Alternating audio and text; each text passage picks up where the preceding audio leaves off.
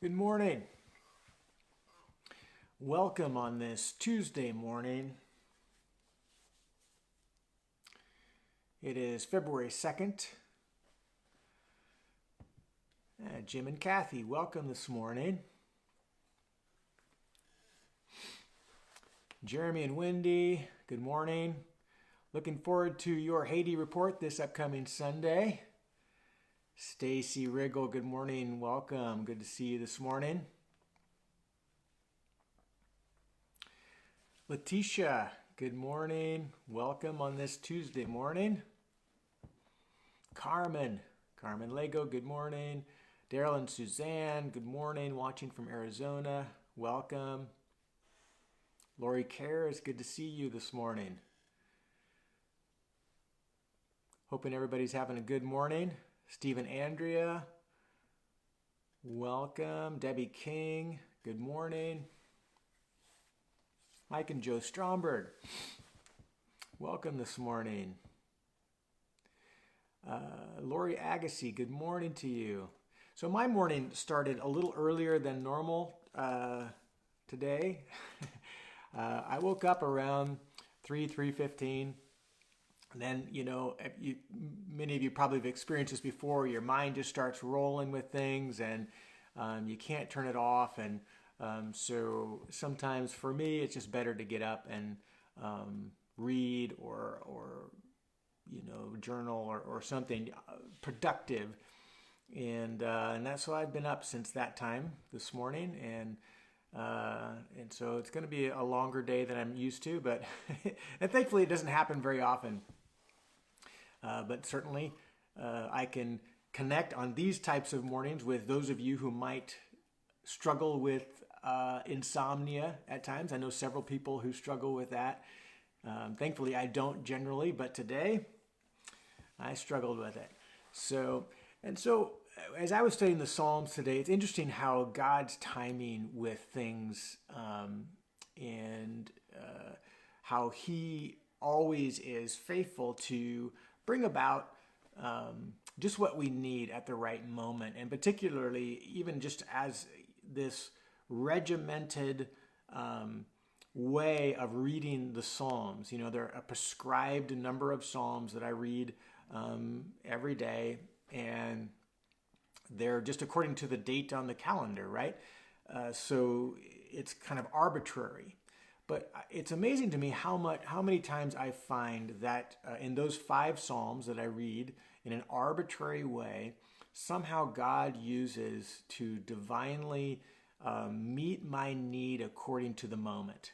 I mean, that's just exactly what I needed to read. And so it's amazing to me how that works, how God, the Holy Spirit, connects with my spirit, and as I read the Word, and it nourishes my soul according to my need or my circumstance for that day. Though it appears random, God is certainly in that process. And so, and with regularity, you do this, very regularly, then over a period of time, you just see this pattern over and over and over, how God speaks to you. And so I appreciate that. And today is no different, because Psalm 92 is a song for the Sabbath.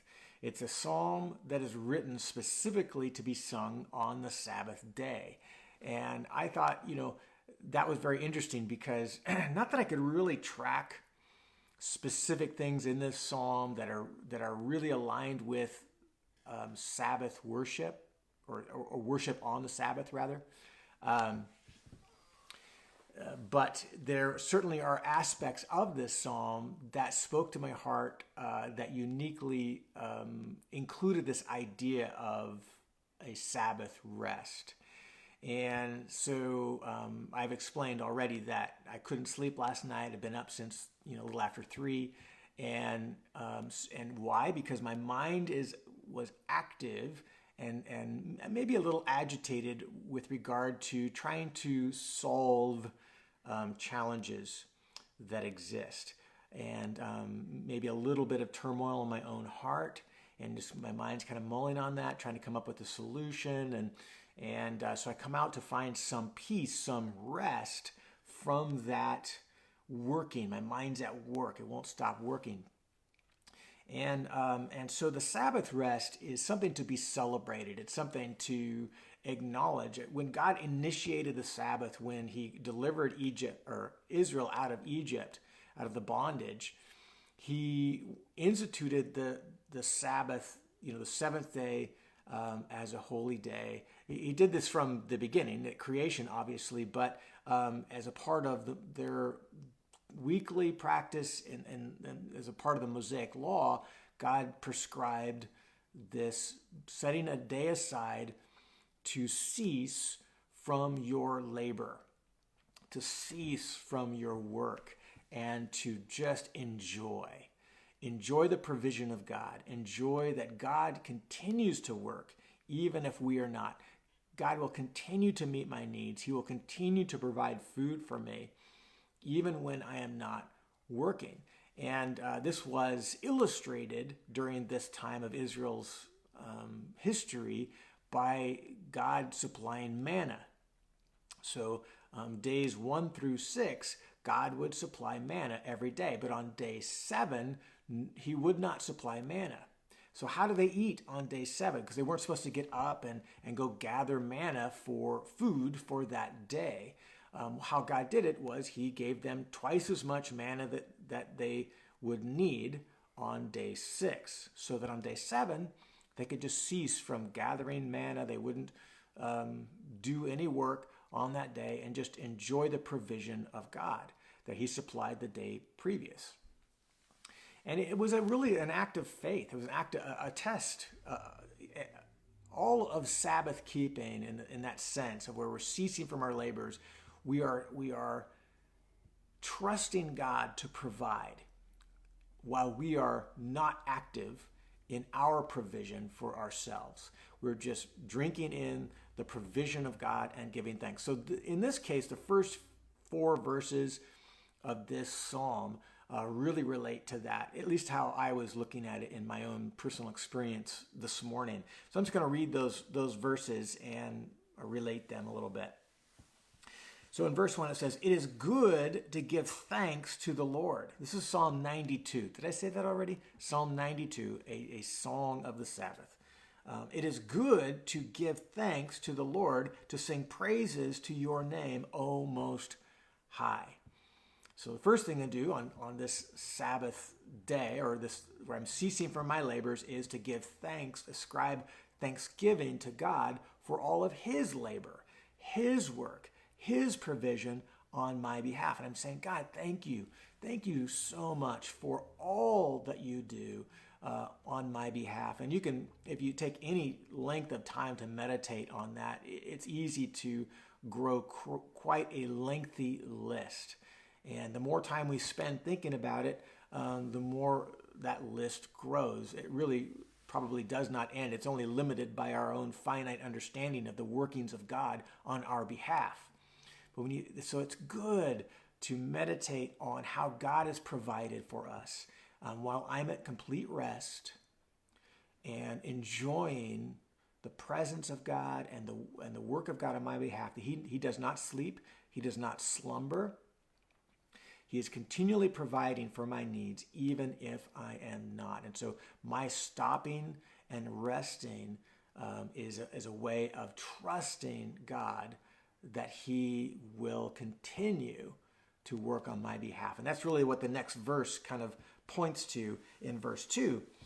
So I'm praising God, I'm giving thanks, and here's what I'm doing while I'm giving thanks. I'm declaring your steadfast love in the morning and your faithfulness by night.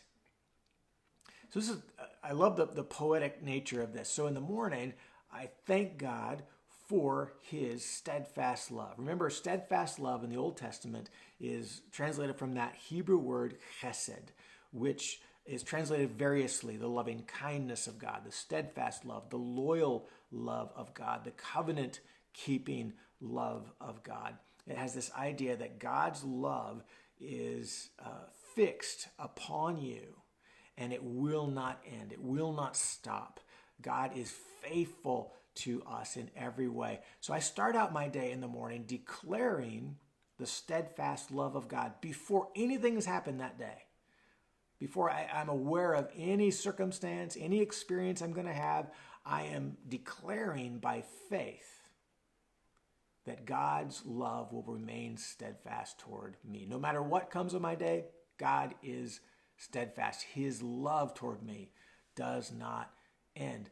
And then he says in that same verse, and at nighttime, I thank God for his faithfulness. So I've lived my entire day and all the things that I've experienced during that day. And just as I pillow my head at night, I'm reminded once again, and I declare God's faithfulness, that he is true. He has demonstrated his love once again, that it is steadfast, that he is loyal. He is keeping his covenant toward me. And though I have taken this one day to do absolutely nothing, God's love continued on. I declared it in the morning. At night when I reflect, yep, it was there all day long. God provided for me. He's given me everything I need, and I am singing praise as a result. And I do that with music. He says in verse 3, to the music of the lute, the harp, the melody of the lyre. It reflects this great sense of joy and gladness. And those are the words he uses in the very next verse. For to you, O Lord, for you, O Lord, have made me glad by your work. At the works of your hands, I sing for joy. And so ironically, I'm up and I'm kind of concerned over some troubling things in my own heart and circumstances, and my mind is at work and working, trying to find out a solution. I can't sleep. And so I come out here to my spot and I begin to read this psalm. God is faithful. God is loyal. Even when I am unable to do anything, I'm by choice stopping and resting in this reality of who God is and his work and his love, and I choose to praise. I choose to give thanks. And the result of that is my heart is made glad. It's no longer troubled.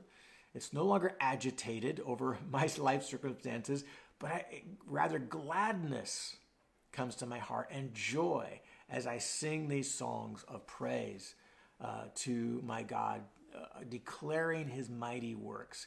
And so that's just a thought for today for you as we start out this day, first thing in the morning, to make the decision to whatever is on your mind, whatever is on your plate today, as you're kind of looking forward to that, to stop, give thanks for the steadfast love of God. God is, you're going to deliver.